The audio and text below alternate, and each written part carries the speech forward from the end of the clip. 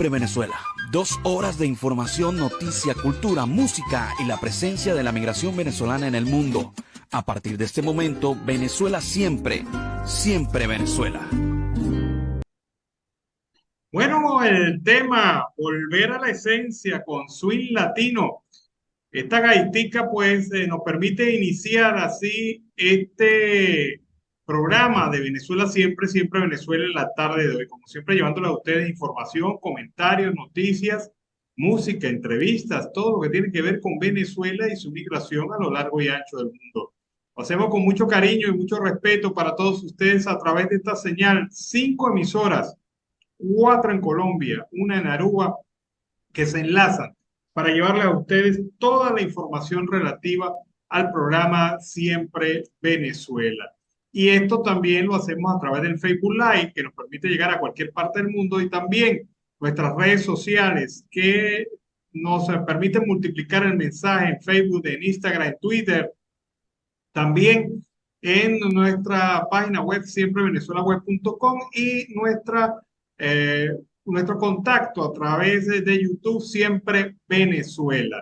Este es un trabajo en equipo en donde está Vanessa Chacón en la producción, Camilo García en redes sociales y apoyo técnico, el Dream Team de los controles, Robinson Merchan, Roberto Alessi Rojas y Alex Meneses, que controlan desde las respectivas estaciones nuestra señal. También hay que señalarles a ustedes que contamos con una red de corresponsales, un equipo de corresponsales y que nos permite hacerles llegar a ustedes la información desde Venezuela y desde otras partes del mundo. Y este es su servidor, Alan Peralta, conduciendo el programa. Como siempre, le damos la bienvenida, le damos un saludo fraterno a Carlos Uzcategui el Miura, que está en contacto y nos acompaña en este primer segmento.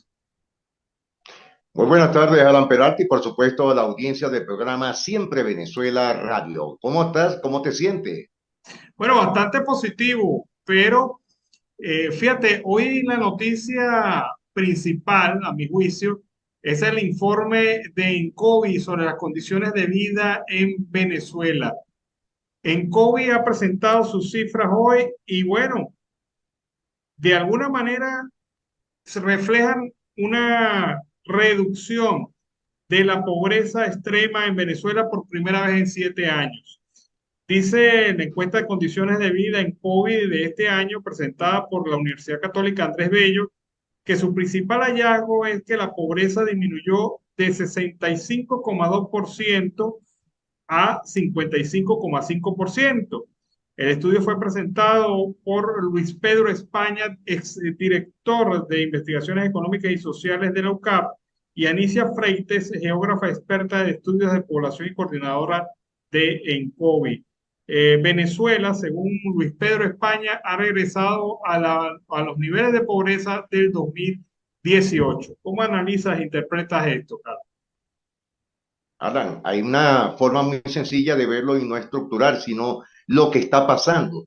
Uno, la migración por fuera. Dos, no hay una producción verdadera económica en el país. Empresarialmente, ya más de un 70% de las medianas, pequeñas y grandes empresas se han ido del país. Por supuesto que los laboratorios farmacológicos que antes estaban en Venezuela se han ido también. Alan, en Venezuela habían 27 laboratorios de primer orden, desde la Valle, el Norwich y por supuesto la empresa de los laboratorios Vargas, que tenía más de 250 productos. Hoy ni siquiera hay una producción farmacológica o de especialidades en Venezuela. Y por supuesto tiene que haber una acotación dentro de las enfermedades, dentro de lo que es el sentido salud. Alan, pero hay una pregunta que te quiero no contrarrestarla, sino ¿por qué los colegios, porque habría que hablar de los colegios de todas las seccionales en los estados del país, no han sacado a relucir la situación de salud que hay? Eso también es un indicativo, Alan. Bueno, también eso es obviamente uno de los factores que toma en cuenta en COVID. O sea, lo que pasa es que la pobreza no es solamente medible desde el punto de vista del ingreso económico, del salario. La pobreza es un concepto integral que involucra salud, acceso a la salud, acceso a la educación, acceso a bienes y servicios básicos. Y esos son temas también que se toman en consideración acá. Lo que ha pasado es en parte lo que tú has dicho. ¿Por qué se reduce? ¿Por qué? Porque el gobierno puede agarrarse de esto para hacer una propaganda y decir, no, pero mire que estamos luchando contra la pobreza y la propia en COVID, tan criticada en anteriores informes por el gobierno, reconoce que se ha reducido la pobreza. Miren, el tema lo acabas de mencionar. Gran parte de esta población migrante de Venezuela que ha abandonado el país ha reducido el número de venezolanos que habitan en el país. Por otra parte, gran parte de esa migración está enviando remesas a Venezuela, a sus familiares, por lo que los familiares tienen acceso a bienes y servicios en mejores condiciones que hace 4 años, que hace 3 años. Y también está el otro elemento. La dolarización de la economía ha permitido a las empresas que sobreviven tener un mejor manejo de sus inventarios y de sus costos. Así que esta situación facilita el acceso de productos porque no es que haya un déficit masivo de alimentos. Lo que hay es inaccesibilidad a la posibilidad de comprarlos. Pero producto hay, más caro, pero lo hay. Y estos son tres elementos que se han combinado para generar esa disminución en el índice de pobreza general en el país. Pero de todas maneras, decir que el 55% de los venezolanos están en condiciones de pobreza en todas sus categorías, pobreza crítica, pobreza extrema, es bastante duro, bastante de hablar. Durísimo. Alan, es bastante, porque eso es un índice de calamidad, ya es un índice totalmente donde no hay una selección económica ni financiera, ni cómo producir ni cómo comprar. Porque fíjate, hoy el dólar está en 10,42 bolívares por la divisa. ¿Te imaginas el día de mañana o el día lunes cómo amanecerán los precios cuando hagan los inventarios este fin de semana, Alan Ernesto Peralta? Sí, es una cosa de lógica porque empieza el tema de la especulación. Con esto de la alza del dólar en el mercado paralelo ya hay una diferencia de más de $1, creo que 1,50 entre el dólar oficial y el dólar paralelo. Pero es algo, esa corrección da para la especulación, pero volvemos al mismo tema, o sea, Carlos, ¿no? Los actores económicos actúan de manera especulativa porque no tienen confianza en la política económica del gobierno. Y mientras esa confianza no se recupere, no habrá estrategia que permita el control, primero, de la devaluación y en segundo, el control de la inflación derivada. O sea, son cosas que se mezclan allí, pero que tienen un altísimo componente de inseguridad, porque el empresario dice, bueno, el costo de reposición, ¿cuánto me costará a mí reponer la mercancía que hoy estoy vendiendo a un precio? ¿Cuánto me costará mañana, pasado mañana? Y empieza la ola especulativa y esa ola especulativa genera también impactos serios en la inflación. O sea, es un tema esencialmente de confianza. Y fíjate algo, que hoy el estado Táchira, la Gran Caracas y parte del estado Zulia, el occidente del país, amanecieron sin combustible. Eso también va a encarecer la producción porque queda este fin de semana que comienza mañana y por supuesto, por eso es que lo reitero, Alan, audiencia, que el lunes vendrán nuevos precios. Y se especula, como lo estás indicando, muy sencillo, cómo será o a cómo estará el dólar, esa divisa verde para el mes de diciembre. Fíjate que hace 2 meses los economistas suponían que la moneda, el cambio frente al dólar iba a estar aproximadamente en 10, pero ya no ha terminado noviembre y ya va tirando a 11 más bien. O sea, el dólar paralelo, porque el oficial está rezagado, pero eso indica que empieza a fomentarse la onda especulativa. ¿Cómo se fomenta esto? Porque como el dólar oficial no está en su verdadera dimensión, es decir, no está ajustado a su verdadero precio, pues, ¿qué hace la gente? Los grandes especuladores agarran y buscan de alguna manera hacerse de ese dólar barato para venderlo caro y hacer por intermediación supuesto. financiera. Eso es el trauma histórico del dólar en Venezuela. Desde que el dólar ha ido a ser, ha perdido la libre convertibilidad, pasó por Cadivi y recuperó una convertibilidad manejada por el Banco Central de Venezuela. El dólar siempre ha sido objeto de especulación porque es el negocio, comprar barato, vender caro. Y eso es lo que vamos a ver, esa presión inflacionaria. ¿Quiénes se hacen del negocio en esta oportunidad? ¿Quiénes se hacen de los 93, 100, entre 93 y 120 millones de dólares que está colocando en la mesa de dinero el Banco Central de Venezuela? ¿Quién hace el negocio? Porque ahí es donde está la realidad. Es un spread prácticamente de $1.50 por cada dólar que agarres. O sea, eso es muy tentador para los especuladores. Por supuesto. Hay otra noticia, a ti que te encanta y que me has hablado varias veces de las empresas básicas de Venezuela, que me has hablado varias veces de la producción de acero y de Sidor. Resulta que al presidente de Sidor, el señor Néstor Astudillo, le ha pegado la manía chavista de inflar las cifras y de especular con las metas. Entonces, este señor ha dicho que Sidor va a producir 1.700.000 toneladas de acero líquido en el año 2023, cuando la producción hoy es de 90.000 toneladas de acero mensual. La cuestión es la siguiente: ¿cómo elevas tú la producción si tienes las máquinas sin atención, las máquinas sin actualización, algunos hornos que apagaste, hay que reconstituirlos, tienes una masa laboral desmotivada y graves fallas en la infraestructura por falta de mantenimiento y atención y requerimiento? ¿Será que estos carajos le pegan una loquera de vez en cuando y empiezan a lanzar cifras a la loca, a la vieja loca, no sé, impresionarse ellos mismos? Porque el problema es que ellos se impresionan.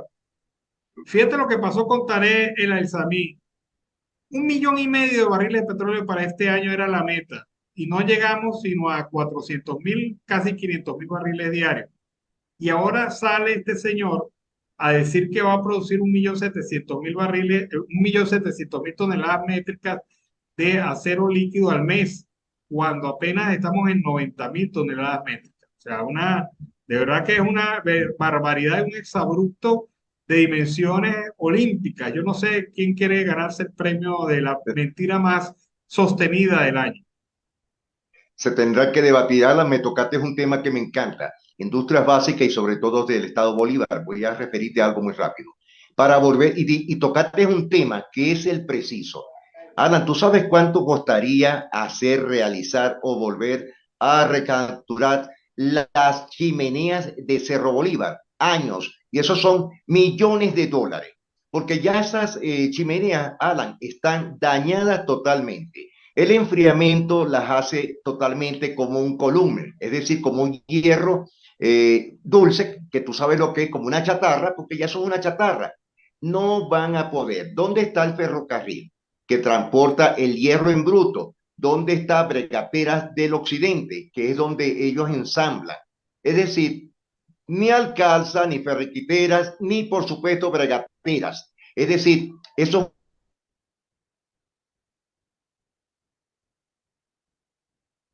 una Alan, y sobre no saben dónde están. Eso es imposible, Alan. Para eso habría que hablar con los secretarios generales de los pocos sindicatos que han permitido en el Estado Bolívar que nos dieran la verdadera cifra de lo que está pasando. No hay ferrocarril, es lo primero que hay que hacer, Alan. Y aparte de eso, no hay un material humano calificado.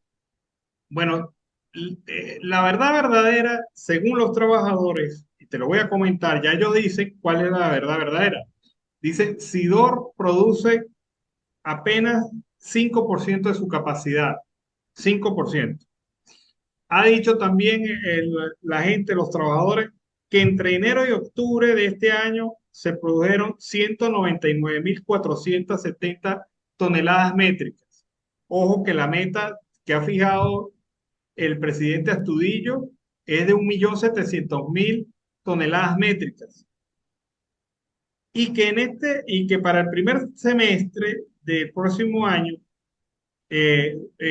aspiran llegar máximo a 205.000 toneladas. Es decir, está muy por debajo de la capacidad productiva de la empresa. Y lo de los hornos tiene razón. A mí me lo explicaba, yo no sabía eso, pero a mí me lo explicaba un ingeniero especialista en el tema. Esos hornos, la gente se pregunta por qué están 24 horas, por 24 por 24 prendidos.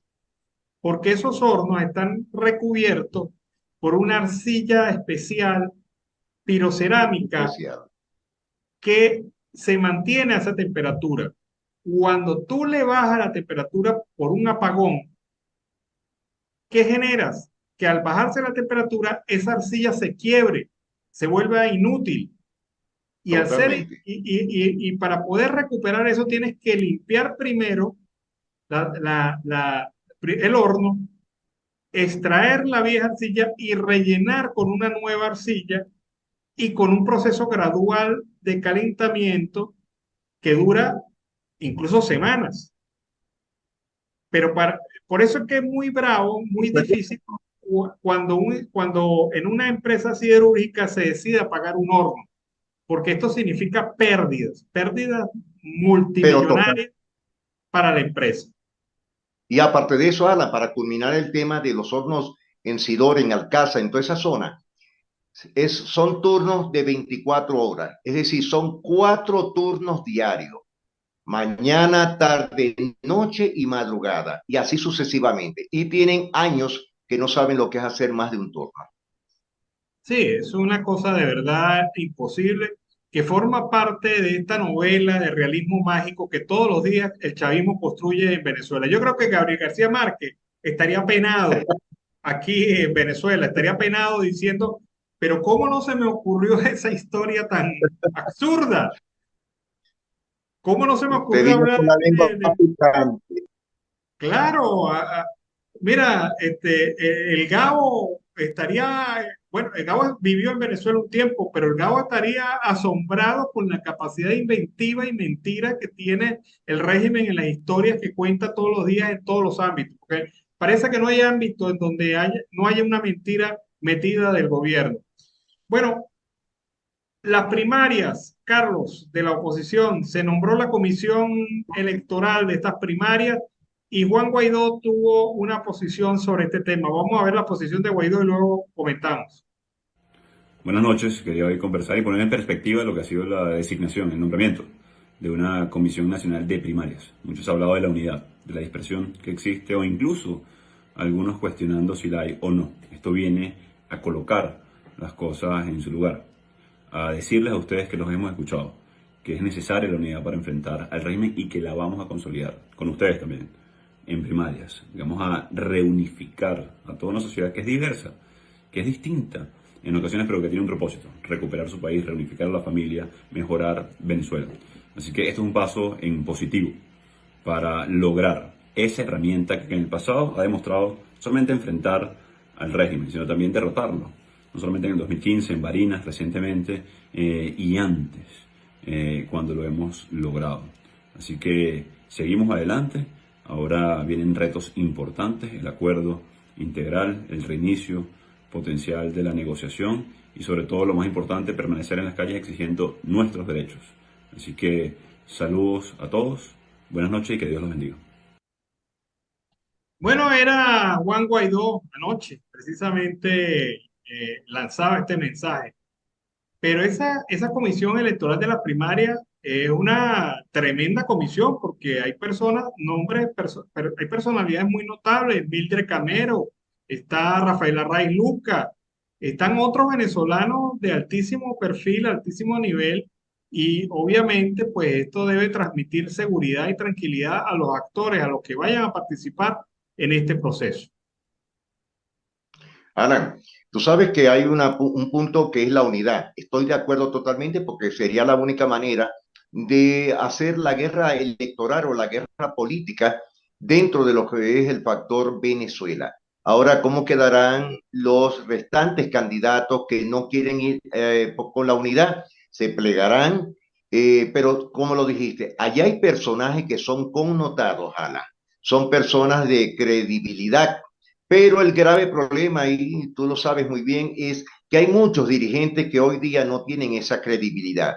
Y el venezolano por sí no tiene la confianza electoral, sobre todo con el tema del CNE, el punto de Venezuela, y que los institutos plegados como Justicia, Ministerio Interior, etcétera, están arrodillados ante el régimen de Nicolás Maduro. Ojalá que este punto no sea un punto fuerte de quiebre, sino un punto de unidad hacia todos los venezolanos y que vean esto como una perspectiva ya para ir saliendo de ciertos puntos. Es mi juicio muy personal, Alan.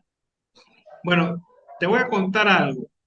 El gran éxito de la unidad y de las primarias será lograr no solamente motivar el voto en Venezuela, sino incorporar a los votantes del exterior. O sea, si la comisión de primarias logra esto, pues tendrá un camino muy importante allanado en la credibilidad, porque va a enviar un mensaje muy claro al país de que sí es posible la votación desde el exterior.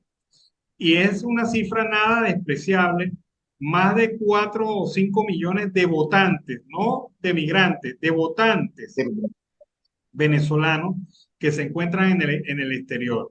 Si se logra esto, ya habrá tenido un gran éxito, independientemente de quién logre ganar las primarias, pero ya tendrá un gran éxito de arranque, porque será el primer paso de una campaña electoral que se debe adelantar en relación a este proceso.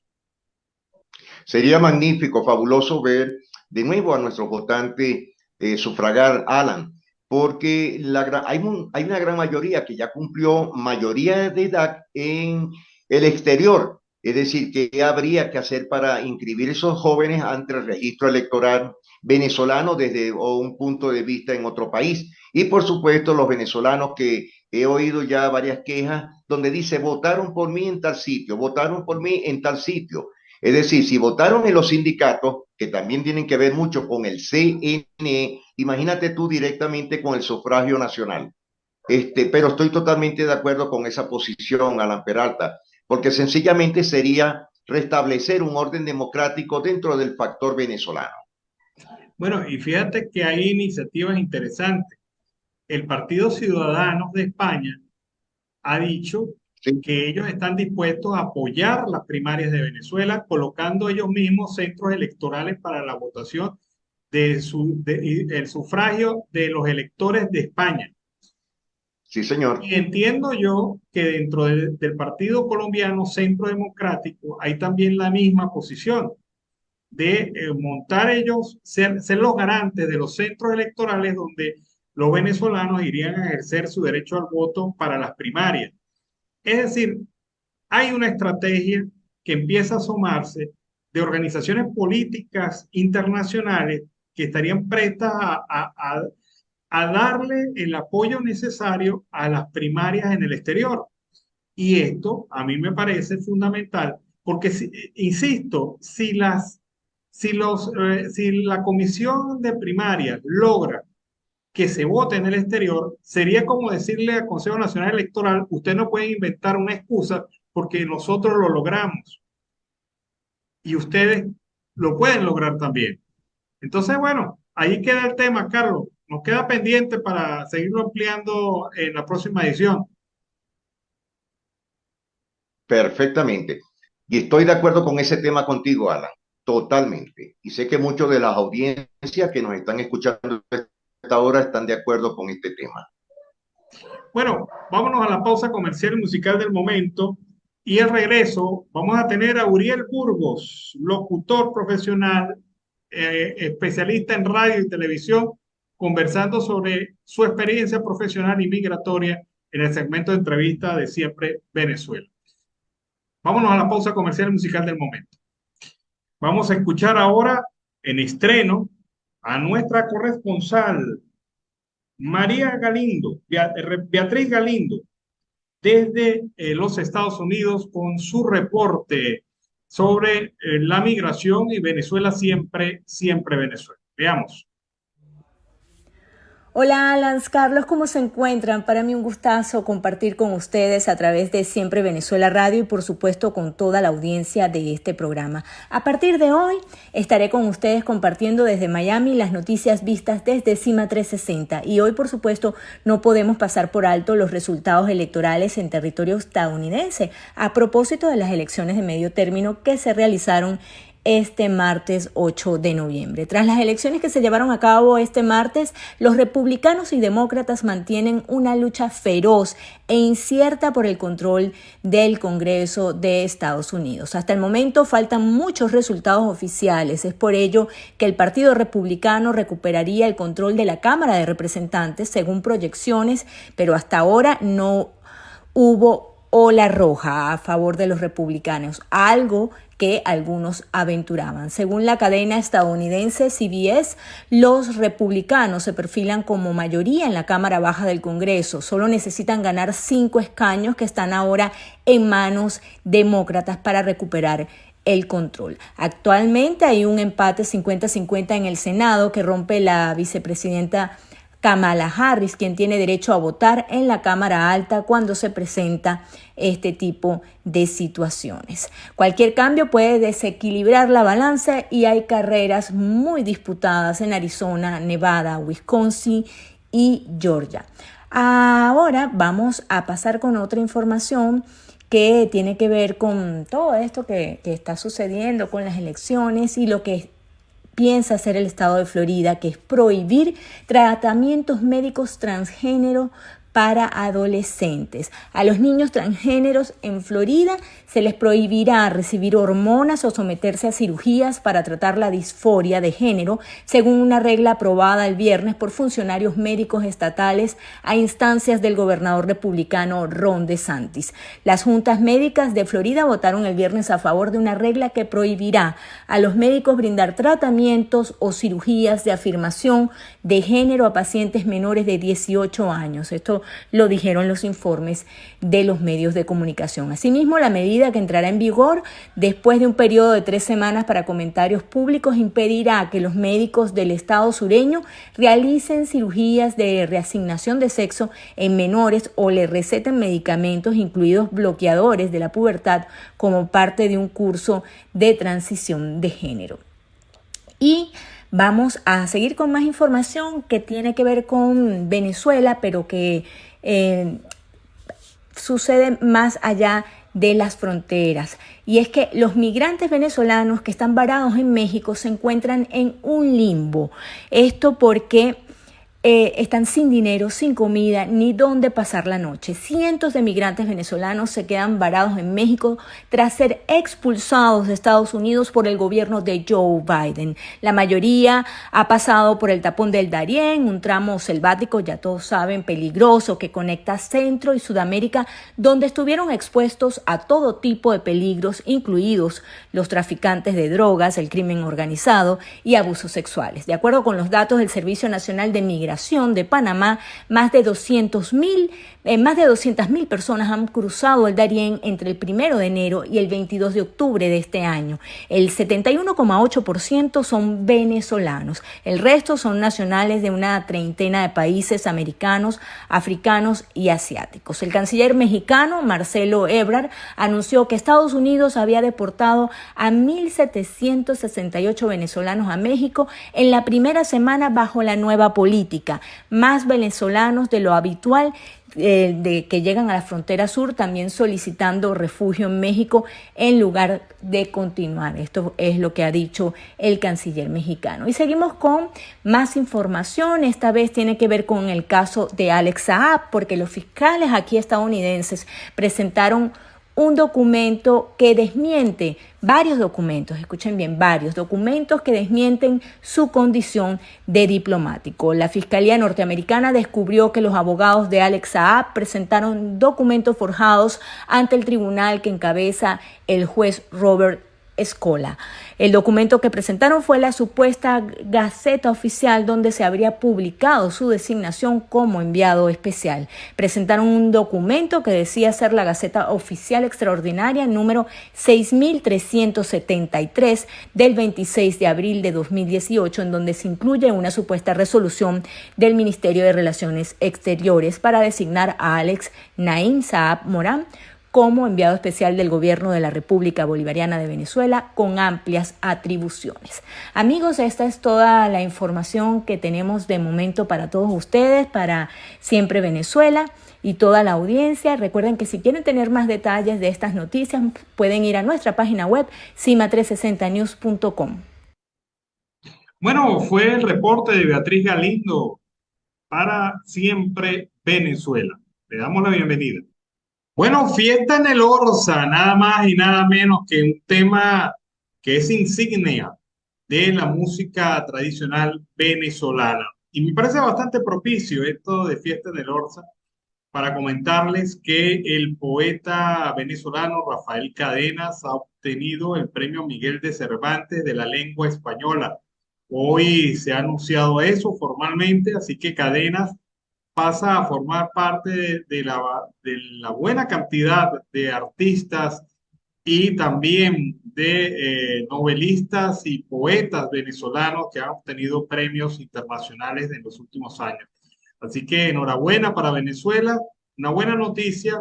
El señor Rafael Cadenas obtiene, el poeta venezolano Rafael Cadenas obtiene el premio Cervantes de la lengua española. Bueno, en otro orden de ideas, ya lo había dicho, pero lo ha formalizado hoy. Juan Pablo Guanipa anuncia oficialmente su precandidatura presidencial a las elecciones de 2024. Ha dicho Guanipa que ofrece su nombre, su testimonio y su vida para ser el abanderado de Primero Justicia en las primarias de la oposición y vencer a Nicolás Maduro. Quiero solicitar a todo el movimiento Primero Justicia que democráticamente elijamos el candidato presidencial. Y es que Primero Justicia tiene 3 precandidatos.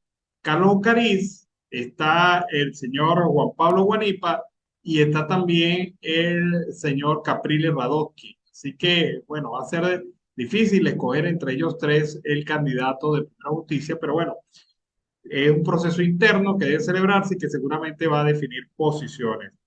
Con nosotros se equivocaron, la persecución no va a frenar nuestra decisión de buscar la libertad, ha dicho el señor Guanipa.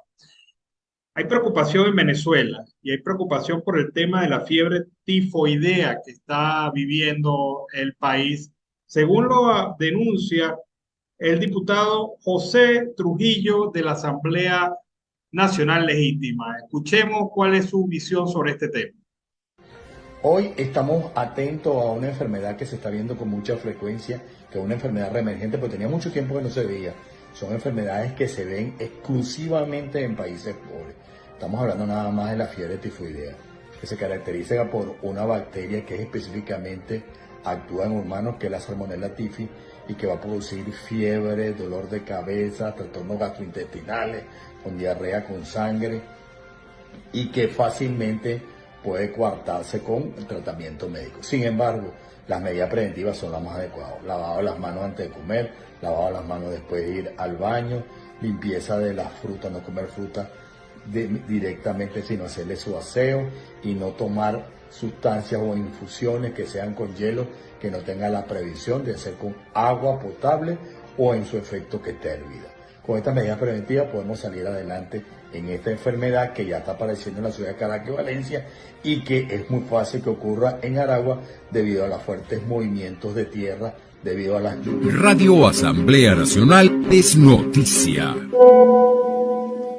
Bueno, así que prevención con el tema de la fiebre tifoidea. Es una enfermedad que se desarrolla por el tema de aguas estancadas, consumo de agua contaminada por esta enfermedad. Bueno, sin duda alguna que el tema de hoy informativamente ha sido los resultados y la presentación de estos resultados de la encuesta en COVID, la encuesta de comunidades, de situación socioeconómica y social de la familia venezolana. Anixa Freites, coordinadora del proyecto ENCOVI, ha afirmado que en esta oportunidad se ajustaron el estudio en términos de muestra y los temas. La recuperación de la institucionalidad es la base para recuperar la confianza y los procesos de cambio económicos. También el proyecto en COVID, afirma Anissa Freites, observamos una ralentización de la economía en comparación a cómo se cerró el 2021. Es decir, que si bien en el 2021 había expectativas para este fin de año 2022 y próximo 2023, esas expectativas son mucho menores. El deterioro de la infraestructura persiste, el bajo nivel de los ingresos de los consumidores también. Si bien se superó la hiperinflación, Venezuela sigue teniendo una de las inflaciones más altas del mundo y cerrará en 125% según la gente de COVID. La demografía sigue cambiando por la migración de los jóvenes. Estimamos que la población es de 28,3 millones de habitantes y no los 30 que afirman las autoridades del gobierno de facto. La estructura demográfica cambió abruptamente, entonces perdimos las ventajas del bono demográfico que suponía contar con el mayor volumen de población en edad de trabajar, que podía significar un factor de potenciación del desarrollo. Difícilmente vamos a recuperar la población perdida, dice Anissa Freites, coordinadora del proyecto COVID.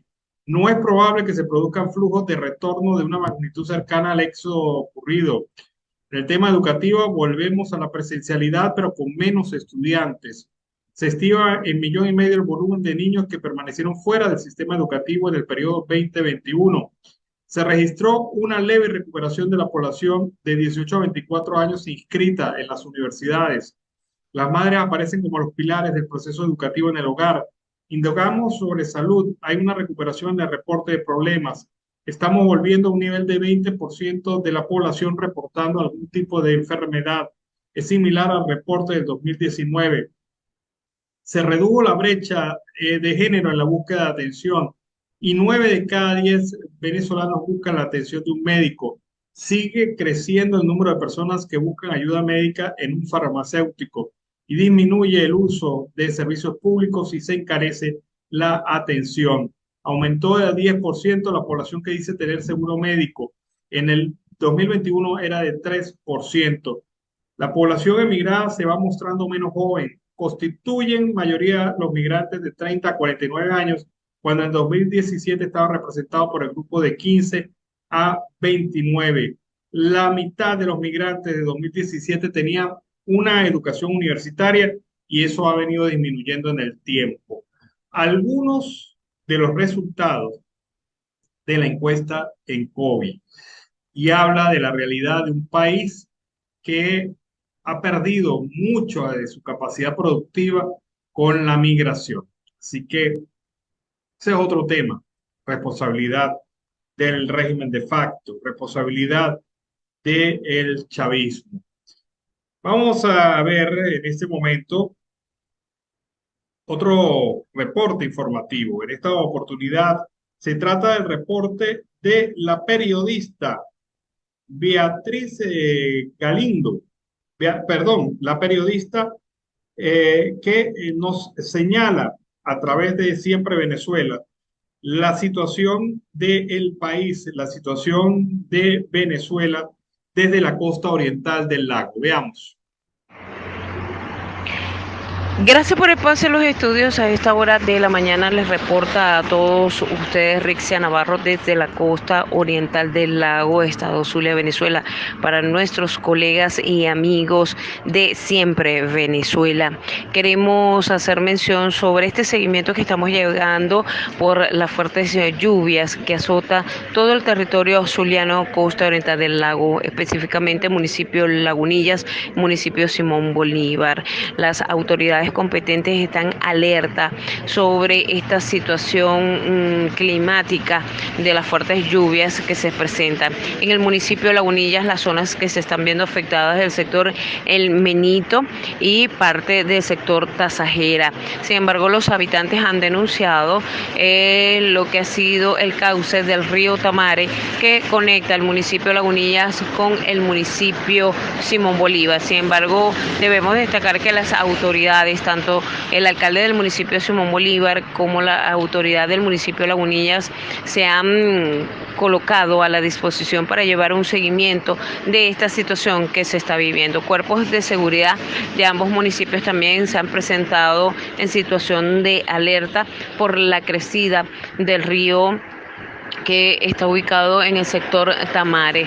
También queremos destacar que desde tempranas estamos monitoreando sobre todo los campos petroleros que bajo el trabajo de la industria PDVSA, ante tantas denuncias que se han formulado, han estado entonces activos para que no vuelva a ocurrir la situación que vivió específicamente Puerto Nuevo y otros campos petroleros ubicados en la parroquia Venezuela del municipio Lagunillas. Otro de los factores que también debemos destacar, colegas, es sobre todo la presencia de los caracoles malignos, como lo han calificado aquí en el estado Zulia.